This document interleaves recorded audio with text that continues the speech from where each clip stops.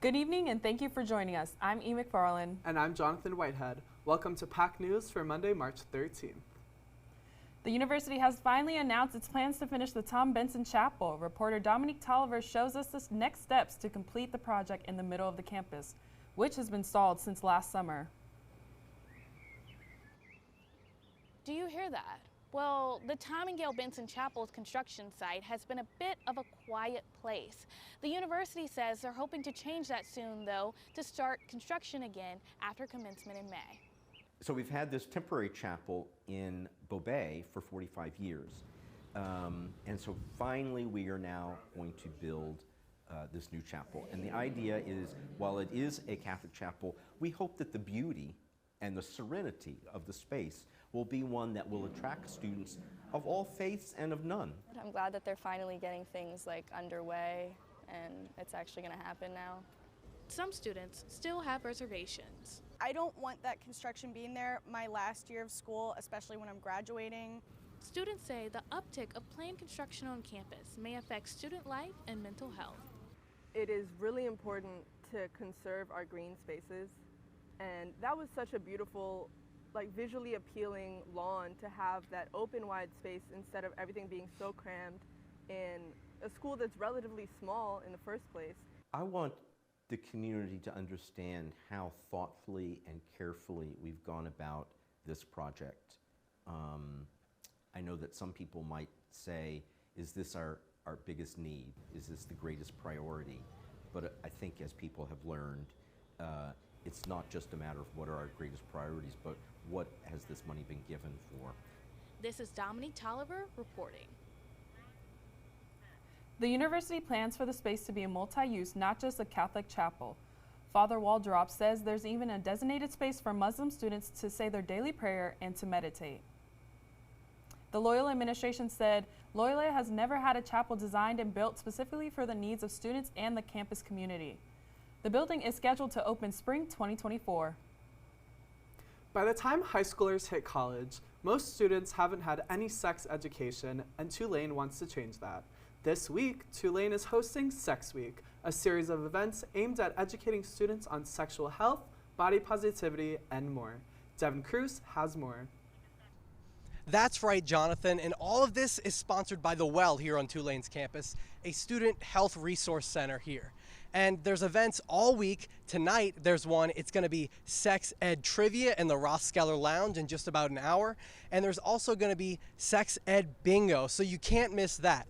And if you can't make it tonight, Wednesday morning from 11 to 12, there's sweets and stress relief. So free sweets for students, Loyola and Tulane alike. We hope to see you out here. It's going to be great all week. Back to you, Jonathan. Thanks, Devin. Organizers emphasize that everyone is invited to the event, so check out other events throughout the week. The Near Peer app launched at Loyola last semester with a focus on remote student engagement. However, students haven't been engaging with the app itself. Tia Tamir, Assistant Director of Student Life at Loyola, hopes for the students to get involved with the app as a means of social engagement in a post-COVID world. The Near Peer app launched at Loyola last semester with a focus on remote student engagement. However, students haven't been engaging with the app itself. Tia Tamir, Assistant Director of Student Life at Loyola, hopes for students to get involved with the app as a means of social engagement in a post-COVID world. Well, Near Peer, in the capacity that we use it for our crew leaders, is almost like social network for our students to engage with one another in their first year. So we basically use it for our crew leaders to create groups with their crews, for them to communicate with one another. Typically the crew leaders will make them group names. So if the crew leader's name is Tia, like my name, it'll be the Total Tia Rock Stars or something like that. And they're able to use that group message or that social media platform to engage with their students. Honestly, I thought the app was kind of irrelevant because I got it through COVID during my freshman year. So I thought it was actually going to help me gain friends, but honestly, it was kind of irrelevant for the whole thing because I would have rather been on campus and gaining friends that way instead of through an app. This is been Ariana D'Antonio reporting. A statistics update on the app was published over Mardi Gras break, and Loyola plans to keep promoting the app at least until the end of the school year. Students who live in Beaver Hall came back from Mardi Gras break to a surprise fee.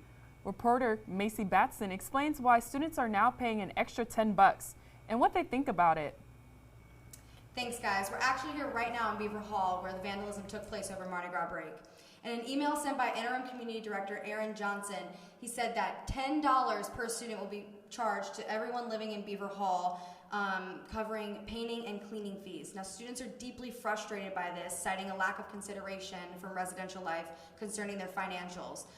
It wasn't exactly said what was written on the stairwells, but Johnson said that he was deeply saddened by it. Back to you guys. Thank you, Macy. I am so glad I'm not living in Beaver Hall. Many Loyola students say that the orange desk chairs in a handful of Loyola's classrooms are stiff and uncomfortable, and are even more challenging for plus-size students as well as students with physical disabilities. The desk chairs have about 14 inches in its widest length and make something as simple as sitting in a chair during class time difficult for a plus-size student such as Loyola senior Maddie Bowen.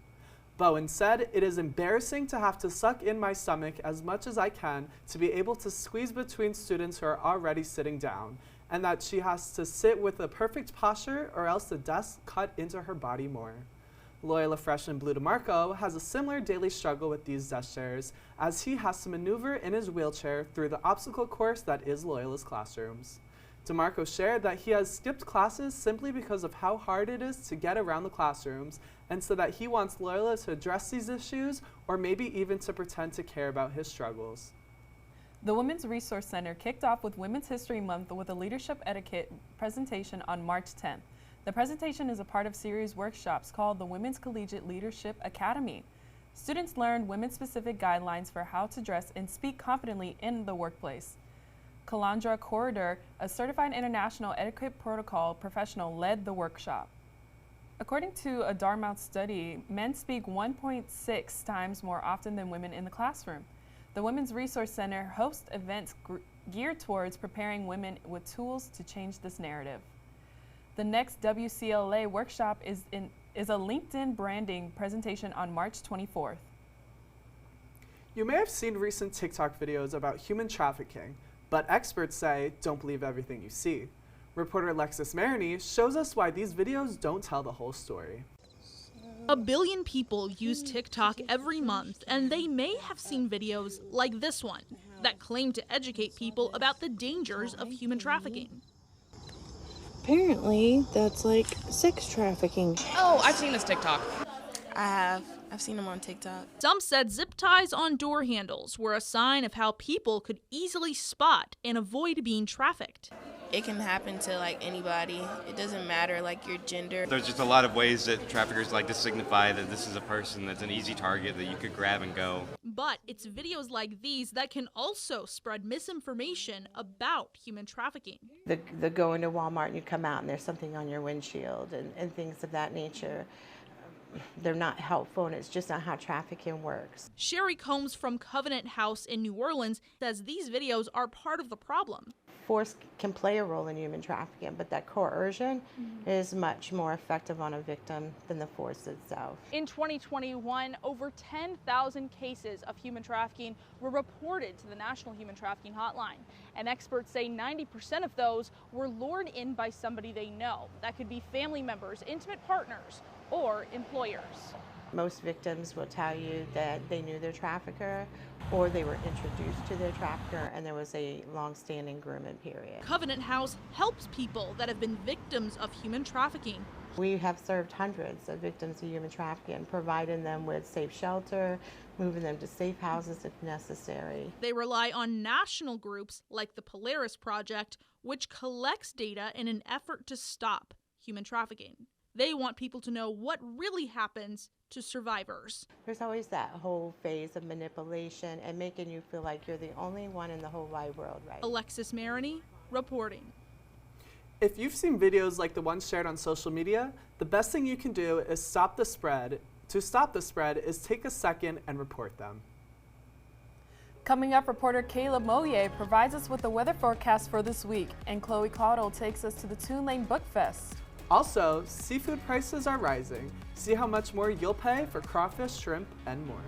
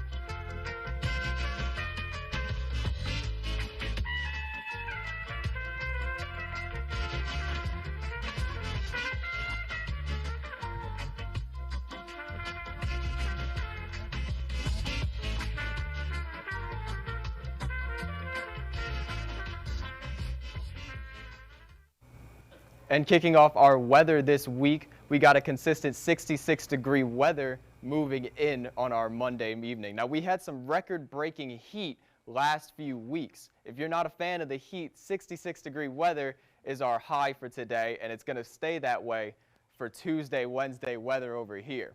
We're going to have that consistent chill coming in until around Thursday, Friday. We get some warmer weather, 77 to 76-degree weather.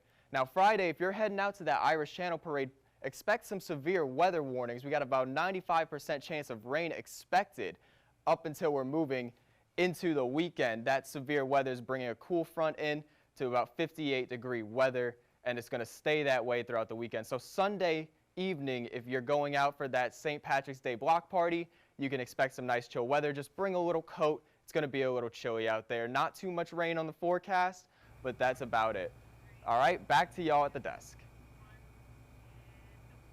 The New Orleans Book Festival focused on families this weekend.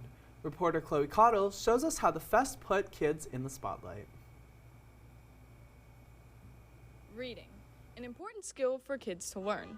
That's why the New Orleans Book Festival holds Family Day on the last day, to show kids how fun reading can be. You know how important reading is in a child's life, and a book can really change things in the trajectory. So we've always believed that reading is important in our community. And in 2010, I started this festival to kind of bring kids together across neighborhoods and to let kids get books and have a fun time doing so, that they'll be inspired to read. Reading is important for kids, but it also helps communities in the long run. Mayor LaToya Cantrell was also there to help promote reading for the future of New Orleans. Reading is fundamental. I mean, if you can read, you can do anything. And so we want to make sure that we have an educated populace, that we address poverty in its root, which is a lack of education in some instances, and also putting our people just on the best path to reach their fullest potential. But why do families love it?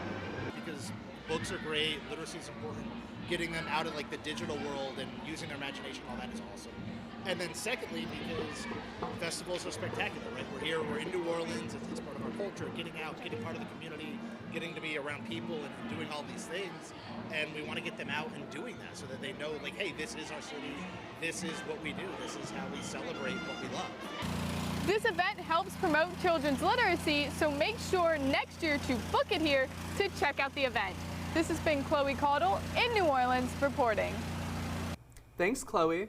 The festival also had some amazing speakers for adults, like Bill Gates, former Attorney General Eric Holder, and journalist Carl Bernstein, just to name a few. Crawfish season is back and business is booming, but some people may be concerned about the prices you pay. Caleb Moyer has a closer look at the seafood prices. Here in New Orleans, we're known for a lot of things, and one of those is having the biggest seafood markets around. But with the biggest seafood market brings a lot of demand. So today I went to visit some local seafood markets to talk about rising prices at these troubling times. Castnet Seafood is one of those markets that experienced higher prices in the seafood market. I'd say within the last 3 to 5 years, we've seen a gradual uprise on everything we buy, from the products that produce the seafood to the shipping, freight. So there is, extreme, decent amount going up. Castnet is not the only one noticing the increase, though. Schaefer Seafood also says a lot of their product has been going up. It has to just do with the demand of it, just simple supply and demand. A lot more people just want them. I mean, crabs, not just crawfish, but crabs in the northern parts and everything. It's just huge up there to steam crabs and all. Seafood prices go up and down depending on the market. There's been a 7% increase each year on seafood prices according to the U.S. Bureau of Labor. But things like the weather and water conditions can also have a big impact on catch rates. A few months ago, before the actual weather started coming through, these big cold fronts and had the lake all churned up, we was out here catching speckled trout, redfish, flounder, a little bit of everything. Matter of fact, we was catching a lot of shrimp. But ever since this water got churned up, all of a sudden the water turned into chocolate milk and nothing. With that being said, better conditions for seafood might be bringing a big change to the market. The highest item is pretty much crawfish. It's the most volume, but we have seen it come down. It started out in the 5 live crawfish, 6, 7 in a bowl, and now we back down to 450 on bowl, 310 on live, all pretty wild crawfish. Even though seafood prices are on the rise right now, things might be looking up as the weather gets nice and seafood comes crawling in. Besides, who can resist going to get a nice pound of crawfish or enjoying your favorite seafood restaurant? This has been Caleb Moye reporting. Thanks, Caleb. Now I might have to go get some crawfish. Are you a seafood lover, Jonathan? I am. Once I moved down to New Orleans, I became a huge seafood fan. I love it here. Me too. I am such a seafood person. Let's take a look at how a local Mediterranean restaurant is partnering up with an animal rescue organization. Dogs Up for Adoption were at a restaurant and were ready to be adopted. Abby Abear takes a look at Biblos. For their 12 Months of Giving initiative, Biblos Mediterranean Grill will be partnering with nonprofit organizations. For February, they have partnered with New Orleans Animal Rescue. Tarek Tay, owner of Biblos, explains what inspired the 12 Months of Giving initiative. And this is our community, and we feel like we're part of it, and we want to give back to it. So we decided that instead of just doing one fundraiser for one organization, we'll do a whole year of fundraisers and give back to different parts of the community. Jenny Rabalata, Vice President of Arno, says she is grateful for this partnership with Biblos. You know, our mission is to help those most in need, too old, too young, sick, abandoned, abused, one that is in, an urgent situation like this one, and that's our niche. The ones that sometimes nobody else will take, we're the ones who step up for them. We've been raising money to have a permanent home for Arno, and Biblos has been involved in every single fundraiser that we've done. Animal Rescue New Orleans is an organization that has a no-kill policy. So they take the dogs and they find homes for all of them. Signing off from Biblos, this is Abby and Chase. Stay tuned to see which nonprofit organization Biblos is partnering up with Hogs for the Cause for March. JSRI has collaborated with Rayburn Correctional Center in Angie, Louisiana to bring credit-bearing courses from Loyola University, New Orleans to incarcerated students and staff. The program started last semester and has increased to 40 students this semester. Executive Director of JSRI, Dr. Annie Phoenix, says she wants the current program to be a model for other prisons nationwide, influencing the field of higher education in prison. With Louisiana having the highest incarceration rate, JSRI said they strive to bring the full Loyola experience to the prison, and the goal is to being met one student at a time. Realtors in New Orleans are dealing with buyer hesitancy and houses sitting longer on the market. The New Orleans Metropolitan Association of Realtors monitored these market changes. Its data reports a 33% drop in pending property sales from February of last year. The number of days a property sits on the market also went up about 39%. Realtors say the increase in a popular home loan interest rate and rising insurance premiums caused the slowing real estate market. The state's last resort insurance company raised its insurance premiums by 63% in early January. Coming up next, March Madness ensues. The teams have been decided. We got a bracket breakdown. Plus, see how Loyola is helping to smash cancer.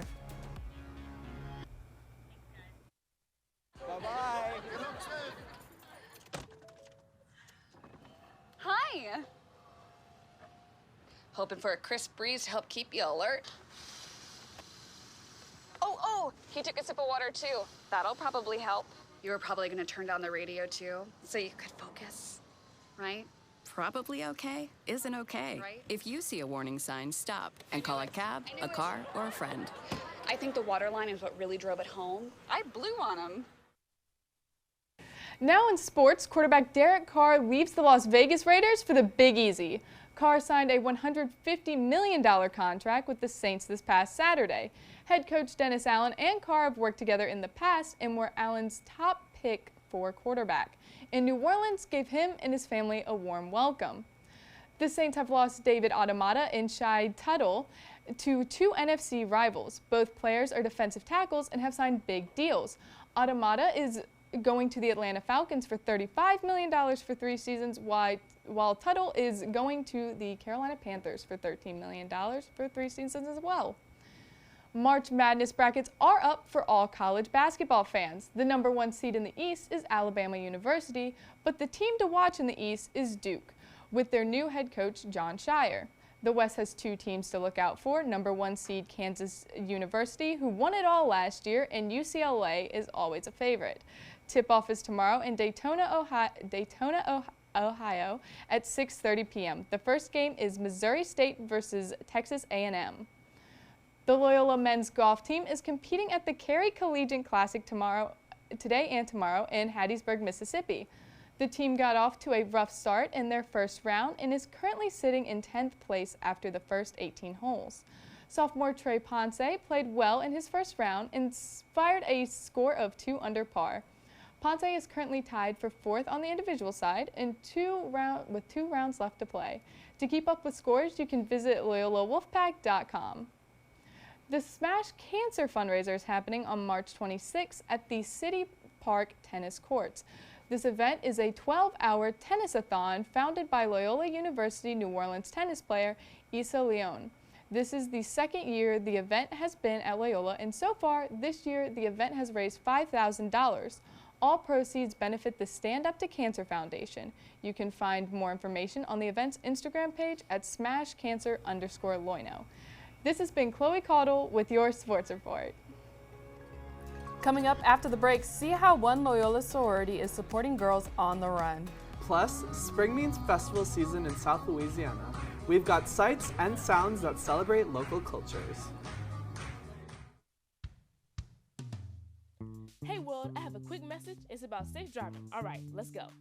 Anytime you're driving, have the seatbelt buckled tight, both hands on the wheel and your phone out of sight. When not in your hand trying to text somebody back, because if you do, your car might get smacked. The moral of the story, just put your phone down. The people on the road will stay safe and sound.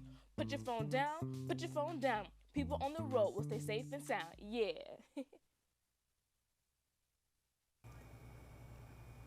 One Loyola sorority is helping international cause. Abby Hebert takes us to Gamma Phi Beta's philanthropic event.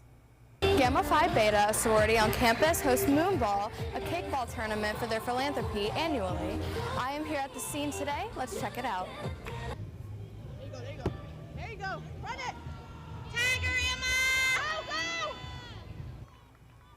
Kaysen Cottrell, a member of Gamma Phi, tells us why Moonball is so important.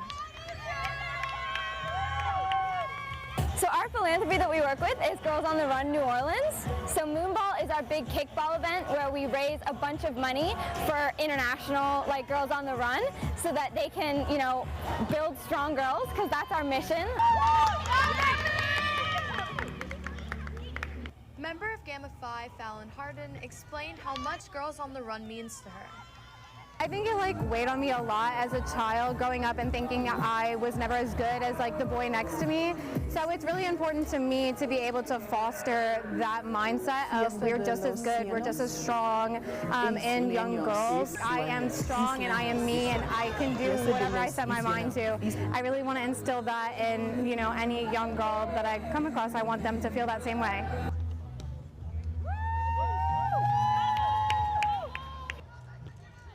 Signing off from Moonball, this is Abby Hebert. One Loyola organization celebrated Black History Month with a special art show. Reporter Destiny Sanders takes to the Lemon Pepper Show. Lemon Pepper honors Black History Month by hosting Blackest Art. Pepper is a multicultural org on campus that's intended to help build a community amongst multicultural students and help them prepare for life after college. The third annual Blackest Art event was hosted on February 28th, 2023 in the Art Gallery at Loyola University, New Orleans. Blackest Art is a one-night-only art gallery experience that highlights the various Black artists that we have on campus. So there's poets, visual artists, musical artists. This year we have someone who makes rugs and a fashion designer who designs clothes. Last year there was a photographer. So it's just an event to highlight the different ways that Black people create art and express themselves through art. Blackest Art is an event on campus that gives students the ability to showcase their talent and art during Black History Month at Loyola University, New Orleans. Morgan Love, a poet, participated in Blackest Art.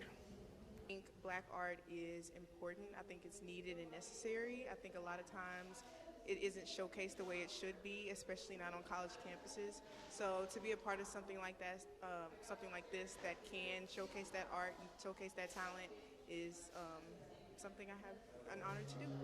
Jada McGee, a traditional and digital artist, believes that Black art impacts society. Art influences the whole world, so I feel like it's great to take a day and just look around Loyola community and see the Black art taking place here. Blackest Art is unique because it gives students the opportunity to showcase their talent without being put into a box.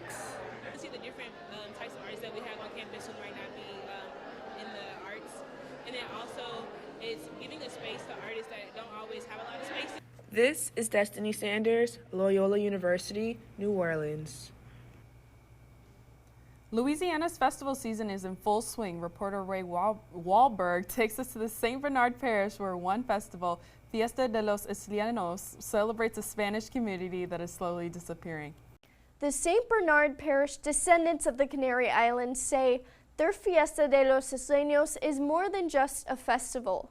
It is a way to display their culture and preserve their Isleño heritage. The way they carry our traditions, they carry all of that in their blood. Myra Berra spends half her year in the Canary Islands, but for the last 8 years she has gone to every Fiesta de los Isleños. Here, all of them they carry like they came yesterday from Canary Islands. The Isleños migrated from the Canary Islands to St. Bernard Parish in 1779. They were recruited by the King of Spain to expand colonial Louisiana. In the process of understanding where they lived and how they could best live in a new environment, they themselves became Creolized. Today, through the museum and the festival, they are focused on recollecting their history. Freddie Bucio traveled from Texas to attend the festival, and he joined other Isleños in wearing the suit of his ancestors. Muy orgulloso estar aquí con toda la gente que son primos.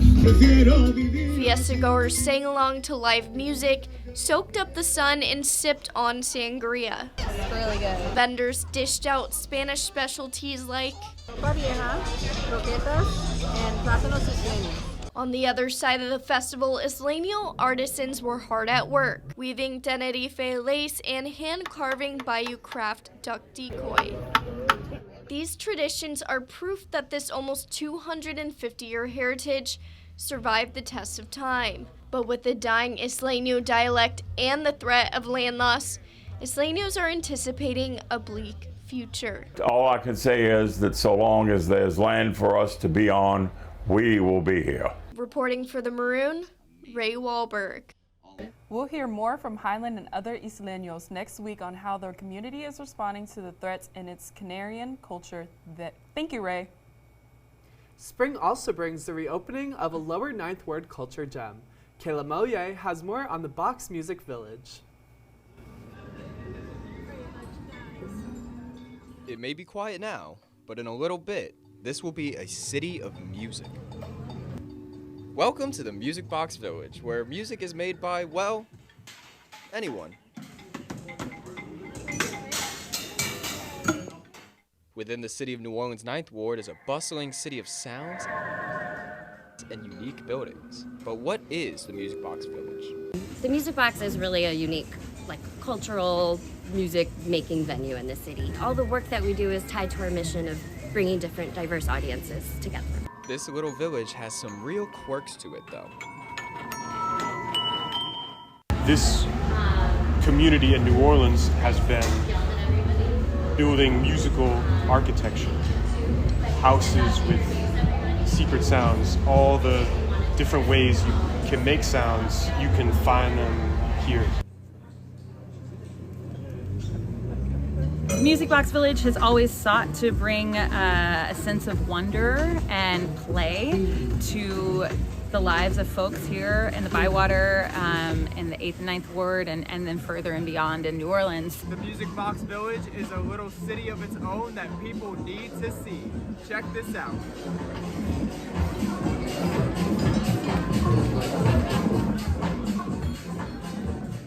It just goes to show that a little sound on some homemade instruments can create so much more. This has been Caleb Moye reporting. That is so cool. Eve, that kid plays the drums better than you could. We should go practice. Of course I can't play the drums. I don't go to school here for music. I'm here for here. Okay, moving on.